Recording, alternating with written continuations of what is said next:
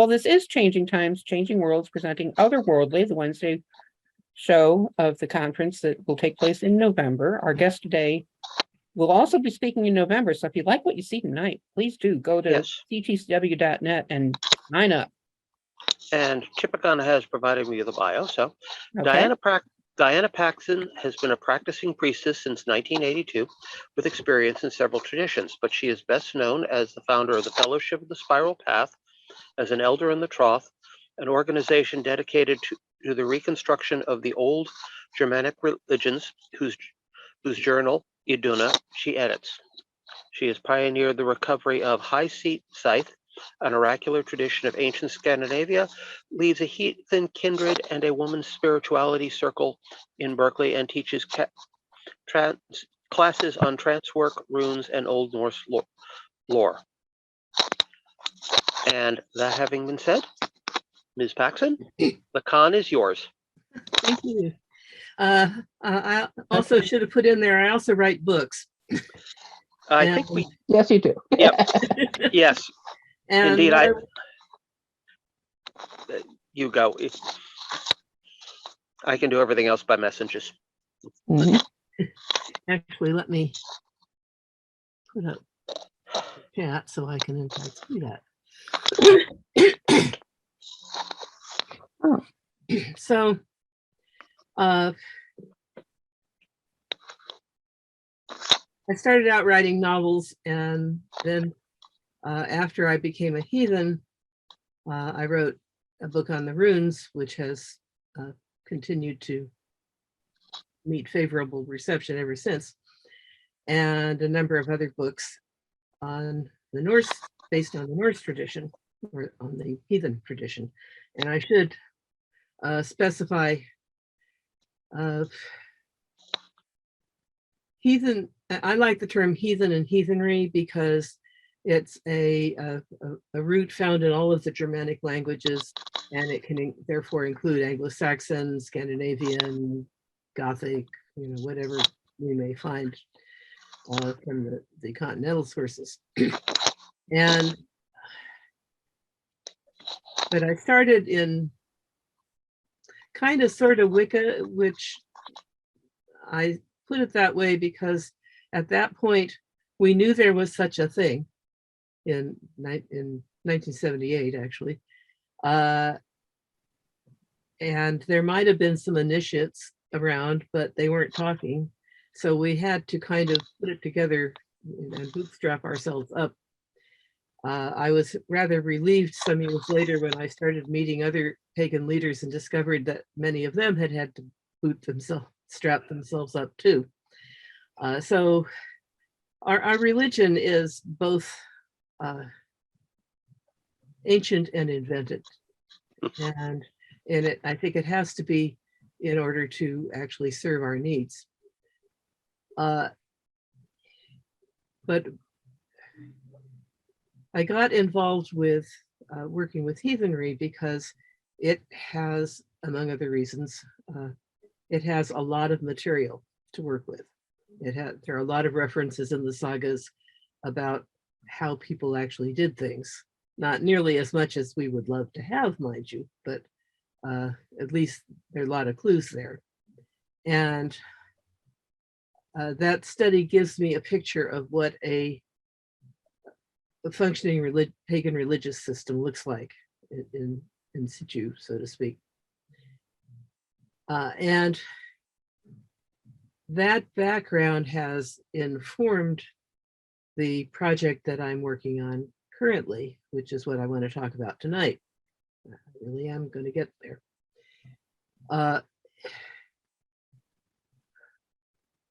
Well,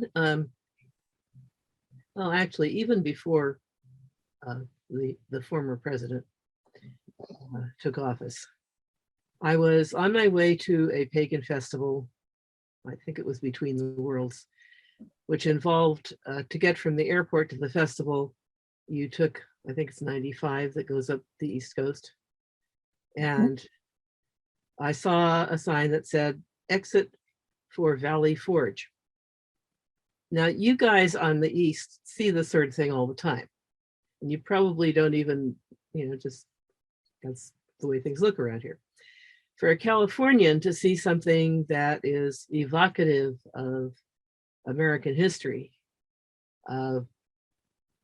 really sets the bells ringing. So I began to think of, hey, you know, we have our own Native American or Native to America mighty dead. And I wonder what they think of what's going on. This was, I think, during one of the younger Bush's terms, when I was worried then, mind you. Little did I know. And I realized that I was thinking about it this way because I had been to Britain, and in fact, I made a lot of trips to Great Britain. But the first time I went to Europe in 1965, I went to Westminster Abbey and I looked around and I went, oh yeah, I read about this guy and I read about that guy and I heard this guy mentioned in school. Isn't that interesting? The second time was after I had become a witch, and I walked into Westminster Abbey and just stopped short because the energy in that building is amazing. And every day, except when they're having a royal ceremony, hundreds of people will walk in the door and, following the path laid out by the ropes, will progress clockwise around this building, stopping at the memorials and the memorial stones and going, who was this person? What did they do? Who was this? What did they do? So what you've got is hundreds of people invoking the mighty dead every day in this building, which also holds the throne, which is also where all the royal ceremonies take place. And it is a temple to the British group soul, where they occasionally do Christian ceremonies. But that's not what it's there for. Okay, down the road, you have the Houses of Parliament, also ancient, also full of power and tradition. You know, as they pointed out that the Westminster Hall in which the Queen was lying in state, the walls had been built by William Rufus and the ceiling put in by Richard II. So they've got the embedded history there. Okay, so you all remember January 6th? And did anybody else notice how many times different commentators would say, this sacred ground? Well, the Capitol building, I mean, we're most familiar with the west face, which is a fascinating architectural arrangement because that's where the attack took place and it's where the inauguration takes place. You go around to the other side, the east side, where it's on a hill. Okay, the Capitol is on the only hill in Washington, D.C., the only natural hill. But on the other side, there's a lawn, and you enter to the highest part. And the first thing you come to is the Hall of Statues. Many people don't even know it exists, but it is this large chamber into which each state was invited to bring two statues representing the best of their state. So what you've got is an equivalent of all of those memorial tablets in Westminster Abbey. It's not as well known. It doesn't, and it's not set up so you have to walk clockwise, but it is there. And I was fascinated. The New Mexico section, one of the statues is to a Pueblo chieftain who led the rebellion against the Spanish. And there's a little sign next to it which says, please do not leave offerings here. You know, and as we know from all of those medieval writings where the bishops are saying, don't do that, we know that means they do that. And so at least some of the people from New Mexico, in relation to that particular statue, recognize what this whole display is supposed to be doing. I disagree with one or two of the choices. I think that California must have sent their selections when we had a Republican governor, because Reagan is one of them. But that's the idea. I suppose probably wouldn't approve of all of the people in the Westminster Abbey either. So we have the east side where you have the Hall of Statues. And then in the same building, we have the equivalent of the Westminster government buildings, the Parliament, all put together in this one really amazing building. And it is also the sort of the cathedral aspect. The west face is where the single most magical action of the US government takes place. And that is the oath of office. And you can tell how important that is from when Obama was being inaugurated and the Chief Justice muffed the delivery of the sacred words. And they continued the ceremony. But he went back to the White House to redo it with Obama, just in case anybody should question whether the magical thing had actually happened. So the taking the oath of office transforms the president-elect into the president.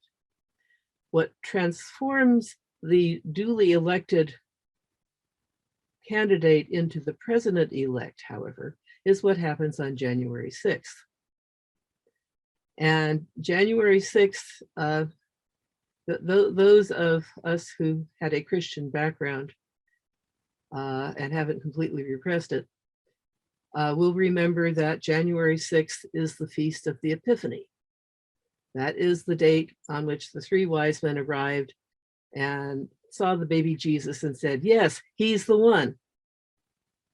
It is the feast of the proclamation of the rightful king. And it is one of the very few dates that are constitutionally required to happen on a particular date. It's not like the first Tuesday in November for election day. It has to be January 6th.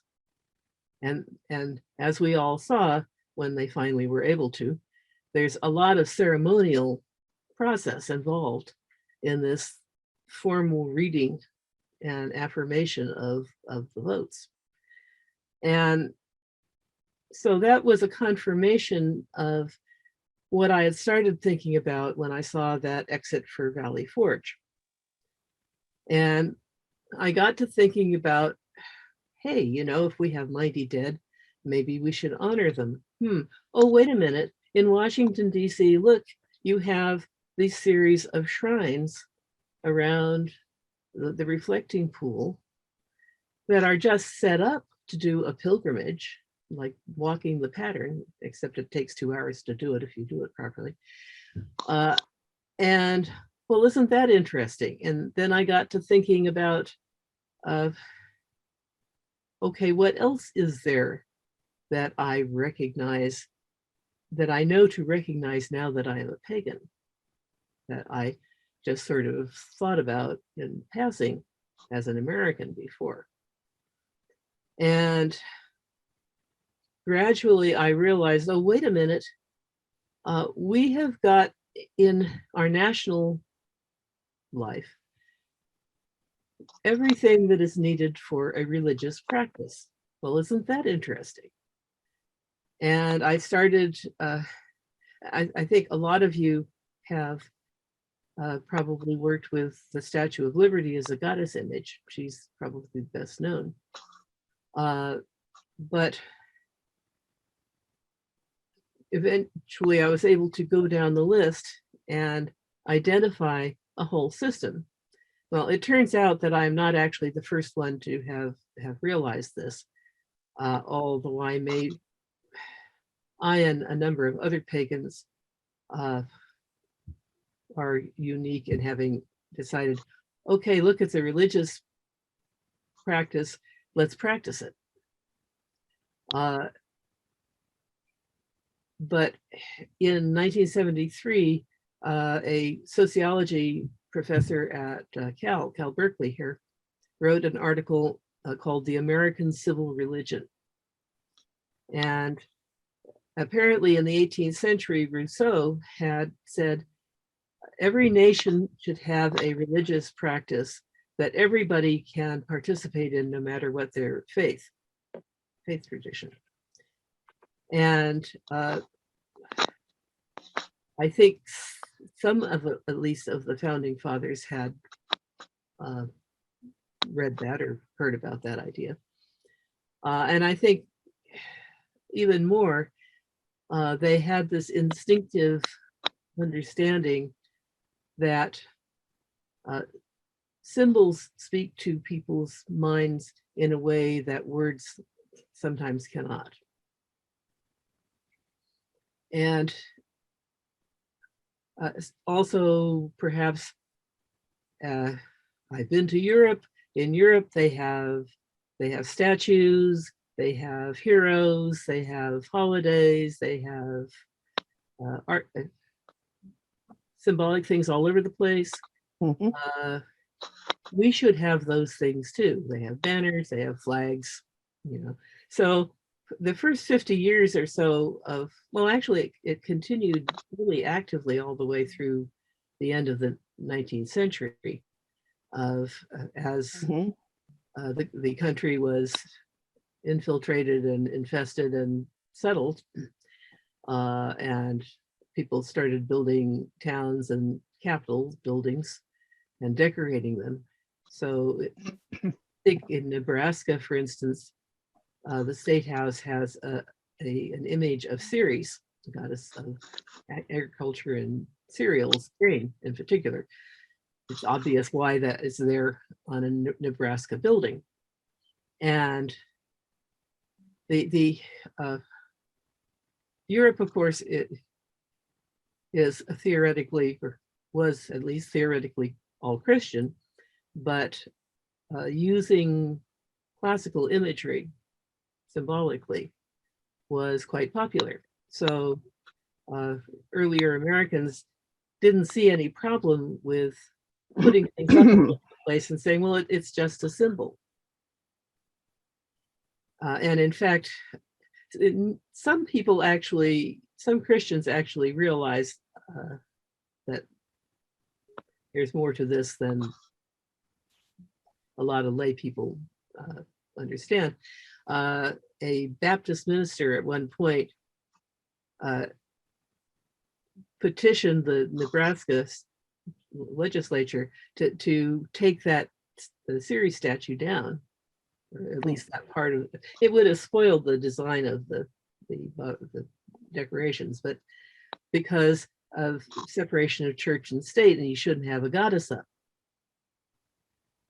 And they said, well, no, when something has acquired a sort of a general symbolic value, it can stay. And of course, as pagans, we're all going, actually, he's right, but we're not going to tell anybody. And when you start looking around, especially in Washington, D.C., but I think any state capital, you will find images. And they have an impact that is, for most people, subliminal. But I'm going to read something from Dion Fortune, if I can remember which page it's on. You're getting a talk with some of the same things that I said at in Philadelphia 2 weeks ago. Oh, come on. All right.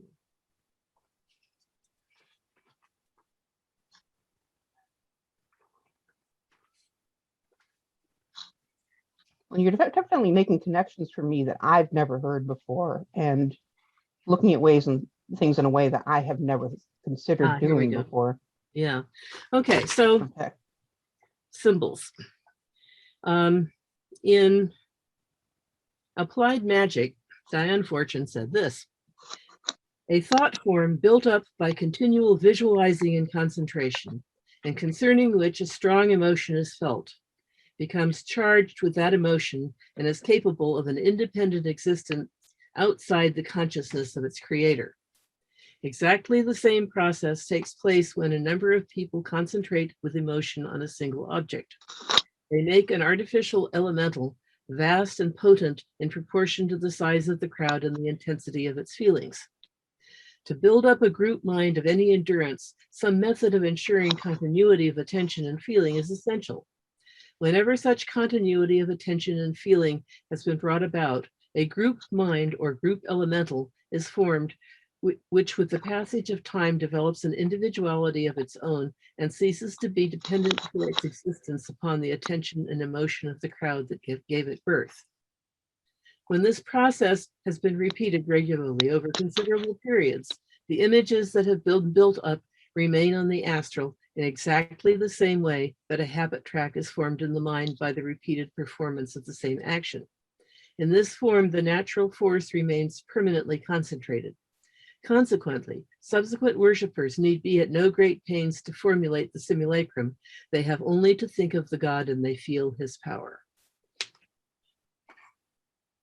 So the people who put allegorical, so-called allegorical imagery all over the place, I think instinctively understood its importance, while not allowing themselves to consciously recognize the implications. So the elements of a religious system that are really easily identified. One, we have deity images, in particular goddess images, of which the Statue of Liberty is the best known. And I want to recommend a very interesting book by, here, let me type it in.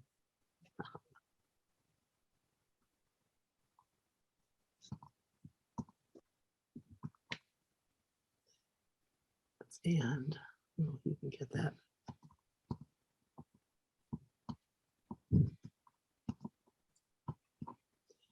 Okay, Liberty and Freedom in a Visual History of Our Founding Ideals. Okay, by the time I discovered this book, I was already trying to write up my findings, but I just was delighted to find the book because in it he has pictures from the earliest representation of freedom as a goddess, you know, all the way through the Statue of Liberty and all the many dimes, especially, that have had freedom, liberty images. But one of the things that he points out is that English is the only language that has two words that are usually used as if they mean the same thing, but have different origins: liberty and freedom. And liberty comes from libertas. The Romans had a goddess, libertas. The Romans were really good at taking concepts and deifying them to make them easier to work with. So in the Temple of Libertas was where they would officially do the ceremony to free a slave. And it's a change in status and in individual rights. It is not surprising that from libertas and liberty come libertarian. That is one major element in American thought and identity. Freedom is a Germanic word, and it's related to the Indo-European for deer, and has all of the community-related, kinship-related words in the old Germanic languages. So freedom is what you have as a natural right by being a member, part of the community. So when the Declaration of Independence says all men are created equal, it is saying that the human race is one kin group and has these freedoms as a result. So that is the community basis, where we as a community should feed the poor. We as a community should make sure that individuals are able to exercise their rights. And we see it playing out in the federal versus states' rights conflicts that we have periodically. And they're both necessary.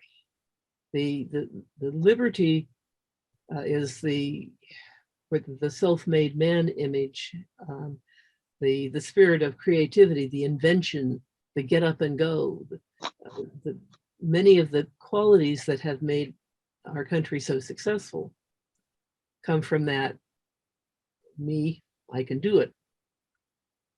The community, federal stuff, is also responsible for a lot of our success. And the idea that individuals, through their efforts, rise, but then you need to spread the wealth. And Benjamin Franklin was a really, really good example of this, because he was, among his many talents, an inventor of all kinds of things. And he was the most best known self-made man in America, or practically in the world. He was certainly the most famous American in the world. And when he was famous because from a pretty obscure background, he had made himself into this knowledgeable, witty, creative, amazing man. And he invented many useful things and refused to take out a patent on any of them because he felt they should be shared. And he founded the first non-sectarian university in the United States, possibly in the world, now that I think about it, because everybody else was still doing religious tests to get into, like Oxford. Okay, so you have liberty and freedom, and the Statue of Liberty represents that change in status and opportunity in particular. And it was originally suggested by the French as to honor the United States for finally getting rid of slavery. And the statue, although you don't usually notice, she's treading down broken chains. Okay, so there is this enormous statue, which is in the middle of New York Harbor. It's the thing that people on an immigrant ship coming in at dawn, is the first thing you're going to see is the Statue of Liberty with the sun rising to shine on her. And there's one story that I found when I was poking around doing research, was told by a Greek American woman about her father. He and a bunch of other young Greek men had all arrived on the immigrant ship. Okay, they're Greeks. This is important. And as the Statue of Liberty appears, they know what a goddess looks like. And they say, oh, she must be the goddess of America. We should make her an offering, because Greeks. But we don't have anything. What can we give her? Okay, it was that they all had those bushy Greek mustaches. So they said, we will shave off our mustaches. And they did. And then after they landed, they went out to the statue and they just, you know, scattered the shavings at her feet. And then the woman writing the article said that her father never regrew his mustache. I love it. You know, and a lot of immigrants would have that same kind of reaction. It's really pretty inescapable. And so there is Lady Liberty. And when her centennial, which was 1980 something, 86, I think. 80s, yeah. And they sort of redid her innards and some of her outers so she wouldn't fall apart. And that really made New York go, hey, she's pretty cool. Let's take advantage of this. And I think really the great explosion of souvenirs probably took place about that time. Now, souvenirs go back a long way. They found, you know, there's the medieval pilgrims badges. Mm-hmm. And there's something of the sort from some of the temples and the tombs of the heroes in ancient Greece. So it's the thing. You go and you see the do honor to the hero or whatever, and honor the goddess, and you get a thingy and you bring it home, and everybody says, "Oh, that's cool." So now it is very, very easy to get Lady Liberty everything. About that point, I know that we out here in California started doing the occasional goddess ceremony to Lady Liberty. And of course, Selena Fox with Circle Sanctuary, they started the Lady Liberty League to work for pagan religious freedom, getting pentagrams on headstones, among other things, which was several years of battle with the VA to get them. And the VA has now recognized a whole bunch of pagan symbols that you can have. So the idea of liberty as a goddess is pretty widespread. And however, she is not the only one. On top of the Capitol building, we're back to the Capitol again. Okay, in ancient Greece, on the highest point in a city, they would put a statue of Athena Polias, the Athena of the city. And on the highest point in Washington, D.C., i.e. the only natural hill, is a statue. Its official title is Freedom. So we've got the Liberty Freedom thing right there. However, a lot of pagans have taken to identifying it as Columbia. And Columbia is actually also goes back a long way, because in the actually in the 16th century, when they first started making maps and giving Latin names to everything. So North America was Columbia, and was usually represented by an Indian maiden, or at least what they thought an American Indian maiden might look like. But the only one they had ever seen, Indians they'd ever seen, were South American, but oh well. And all the other continents had female figures representing them, which were somewhat better clothed. Moving all the way up to Europe, of course, who not only had beautiful outfit, but tools and weapons and technology. Anyway, so you had this Columbia as a name for the territory, for the land. And that image evolved. By the time of the Revolution, in Boston, there was a young black girl named Phyllis Whately, who had been educated and became a poet, started writing poetry. And she wrote a poem praising Columbia. It was in honor of George Washington, but it was praising Columbia as a name for the land. And And I have to say, at the inauguration, when I saw Amanda Gorman get up, I thought, Phyllis Whately is cheering somewhere in wherever she ended up. And because she looked like the incarnation of that long ago poetess. So Columbia got more energy and focus in the 80s somewhere. They had to take that statue down and fix it, repair it. So it was on display on the Capitol lawn for a while, so people could actually get a close-up look at it.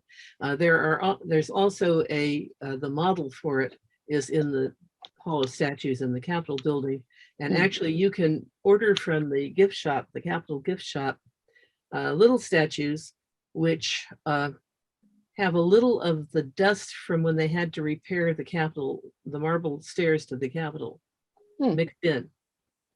So, you know, from the magical point of view, the uses of this are obvious. So Isaac Bonowitz and some of his friends started going out there while the statue was easily available and doing rituals with her. So she got repaired and put back up. And she ended up with a sort of a Native American style fringed mantle and what might be a helmet but looks more like an Indian war cap with feathers on it over a classical tunic, which the hat was originally the sculptor had intended to put a liberty cap on her head.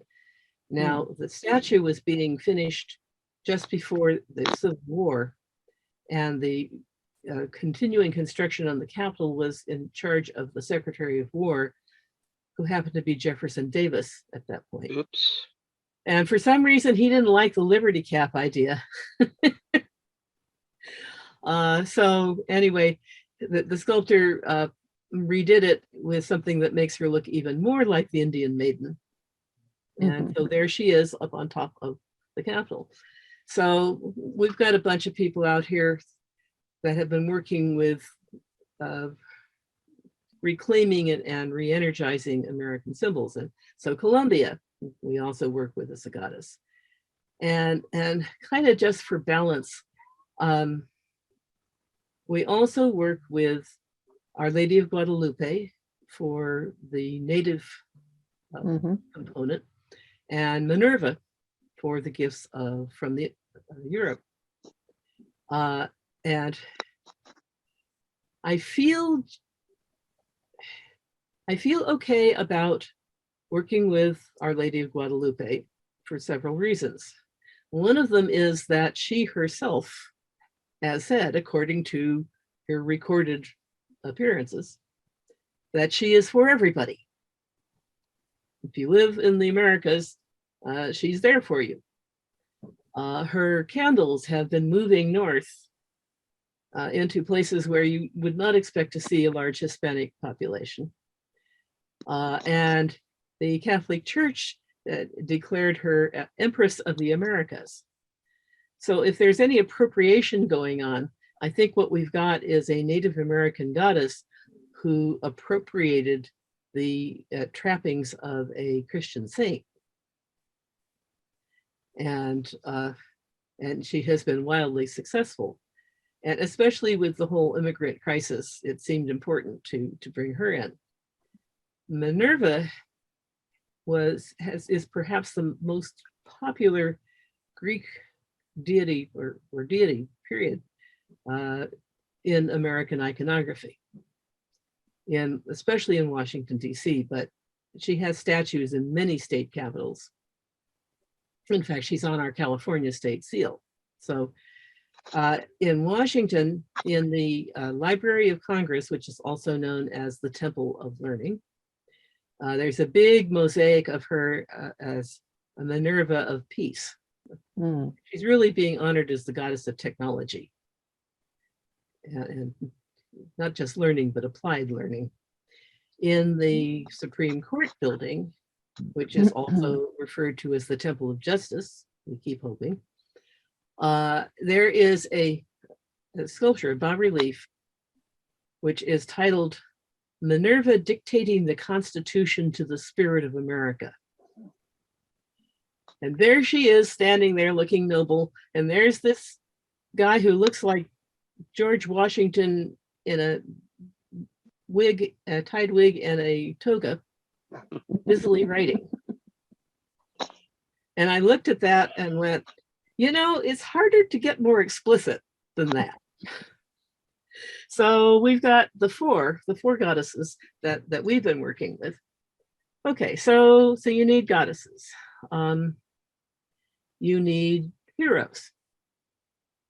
Okay, these days heroes are problematic because we've got a puritanical streak in our liberalism, which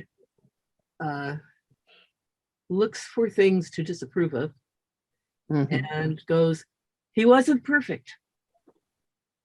Well, if you want perfection, you're not going to have any heroes at all. Right. But the way I work with that, when the early Christians ran into trouble with the Romans, they said, oh, we can't burn incense for the emperor, that would be idolatry. They did not understand how the Roman system worked. What they were being asked to burn incense to was the genius of the emperor, which was his higher self. And when you look at it that way, we should all be burning incense to the president and the rest of our elected officials in order to encourage their higher selves to do things right. And it was that the higher self was born with the person and acted like a kind of guardian angel at whispering into their ear and attempting to get good. And that was what survived after the person died. So, and that was what then was deified by the Romans, not the mortal person and all of their flaws. And that strikes me as a really useful way to look at things. So if we recognize that and recognize that you have to judge people in their context. The many enthusiasts who have looked at Huckleberry Finn and with no knowledge of the historical situation say he is the N-word. Well, if you look at the book, it was ravingly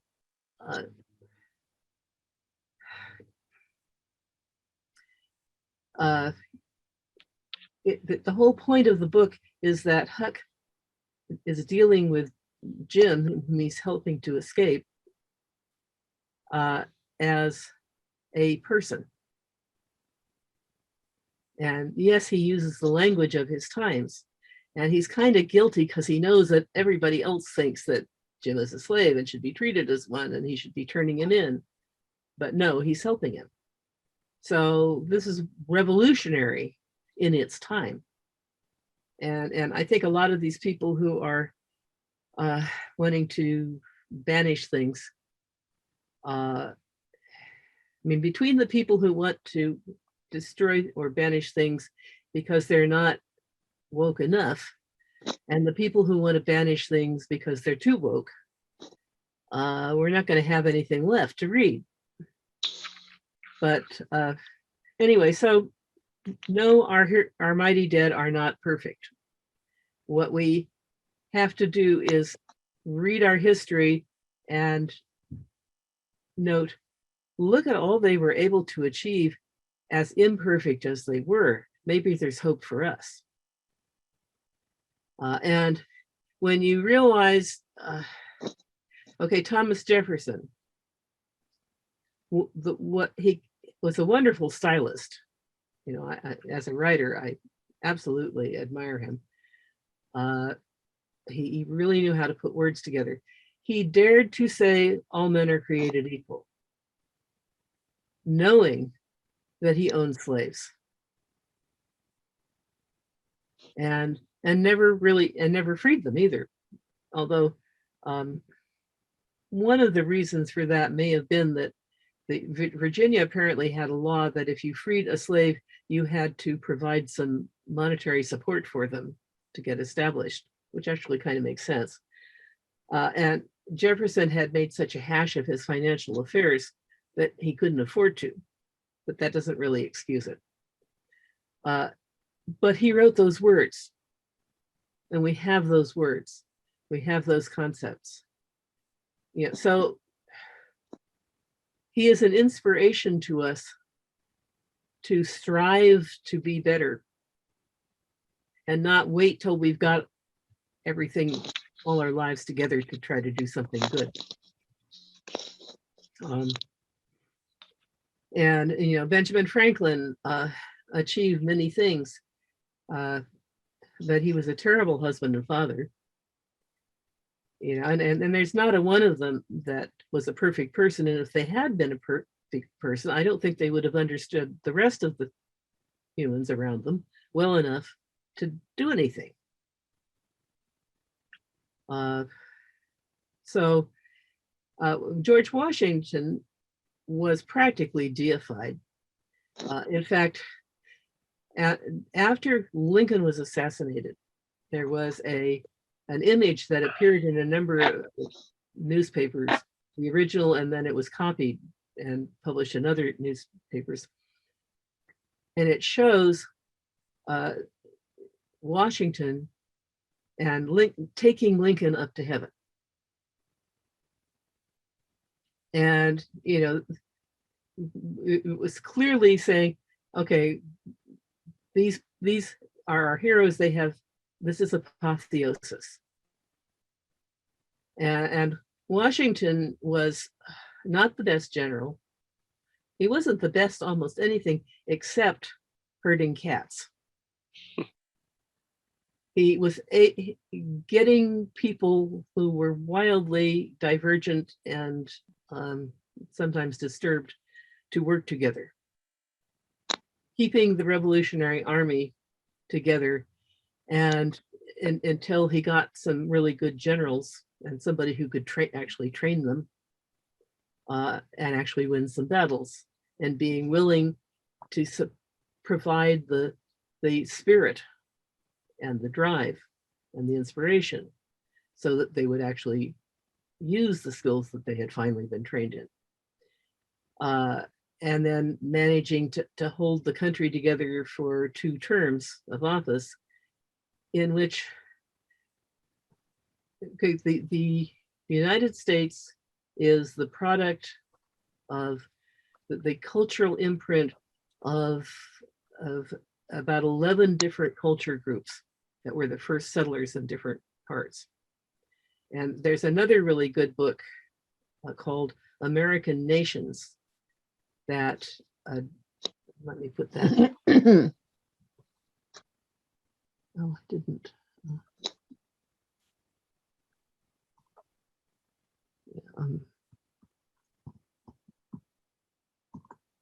And the guy is Woodard, Colin Woodard.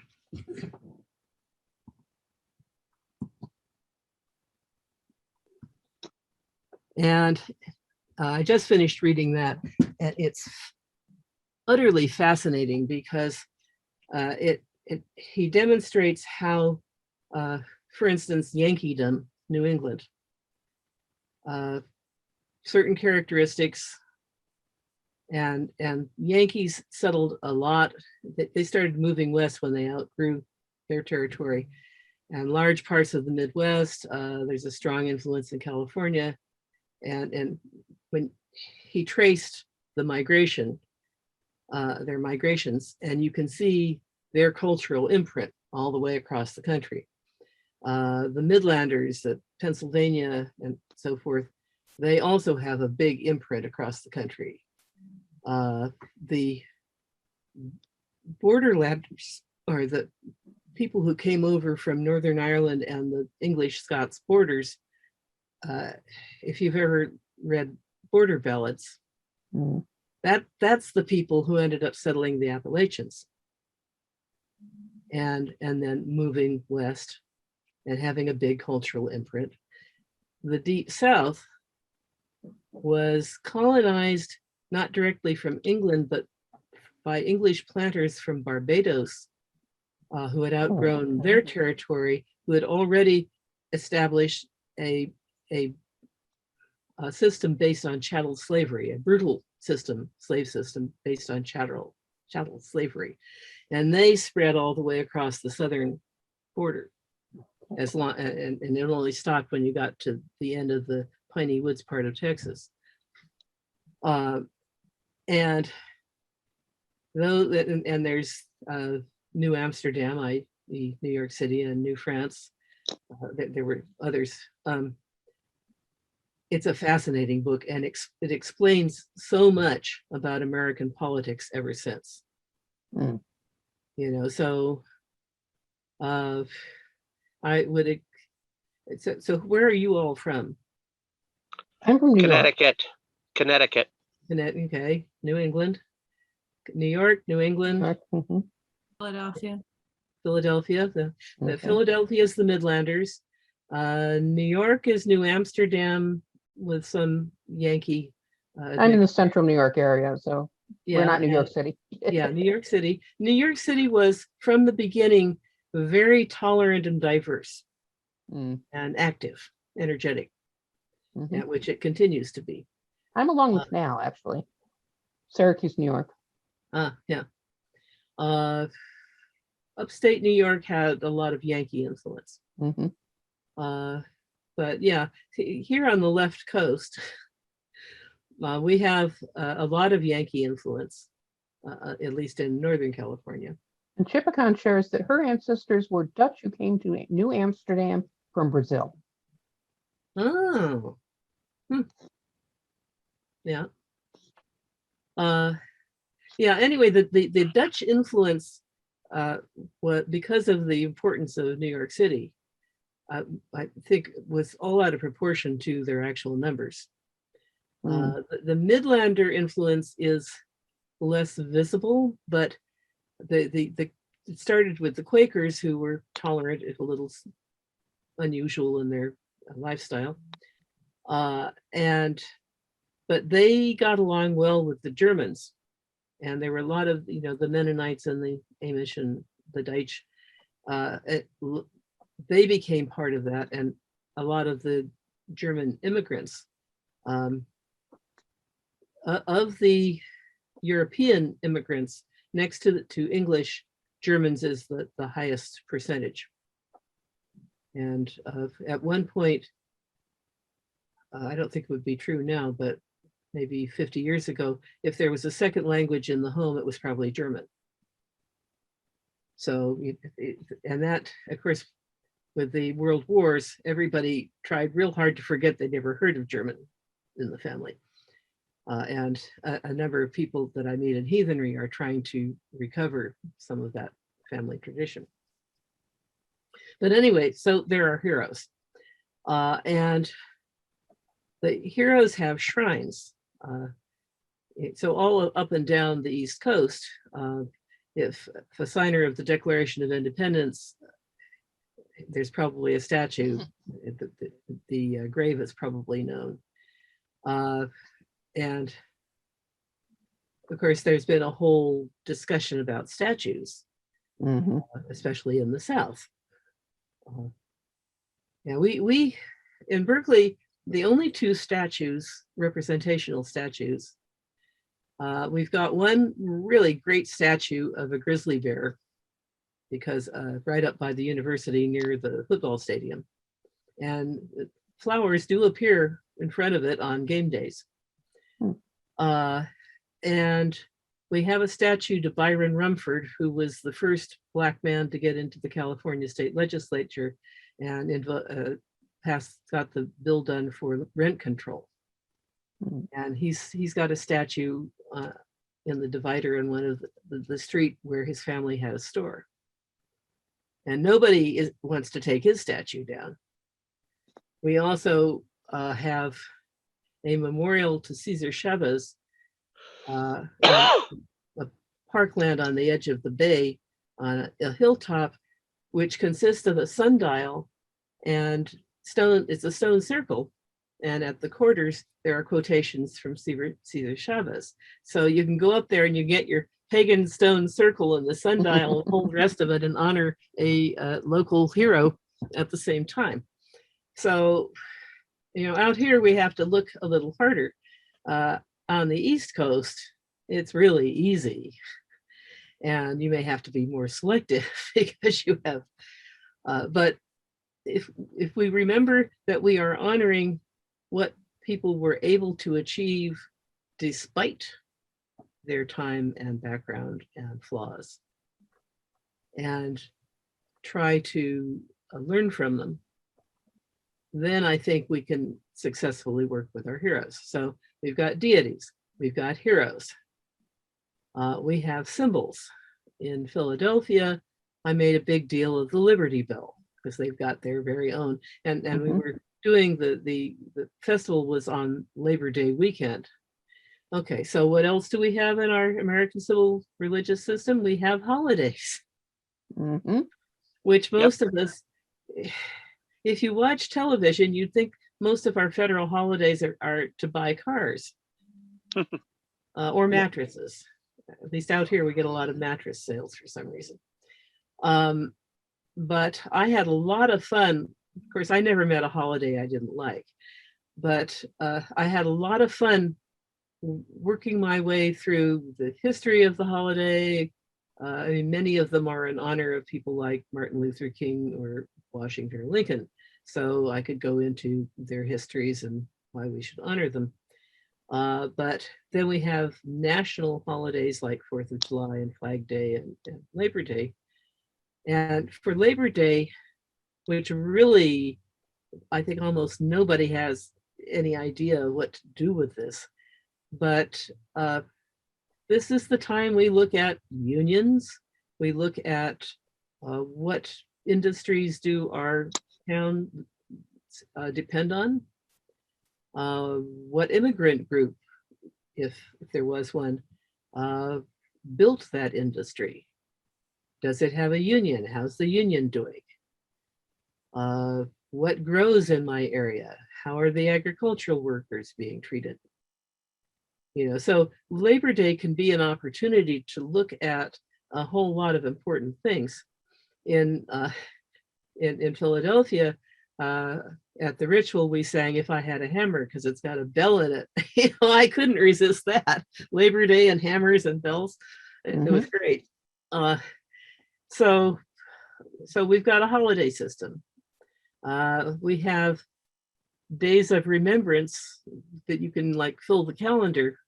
Every month has got a sprinkling of heroes that you might take a few minutes to remember on that day. And we have symbols. We have the Liberty Bell, which is an interesting thing to contemplate because it's cracked. And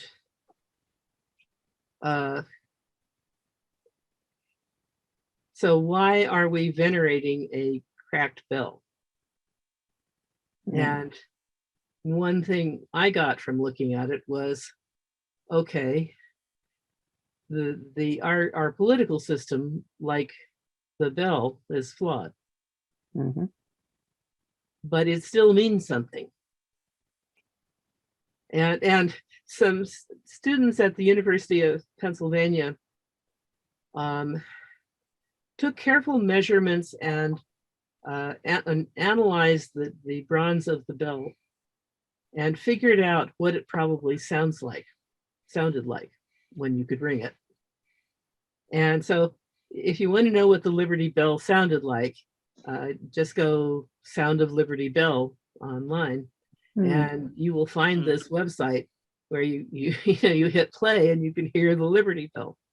So I take that as a good omen of, if we use our imaginations and our ingenuity, we can still make the system work. And it's a kind of the symbol is nothing, the reality is all, and the reality transcends the vision of the cracked bell.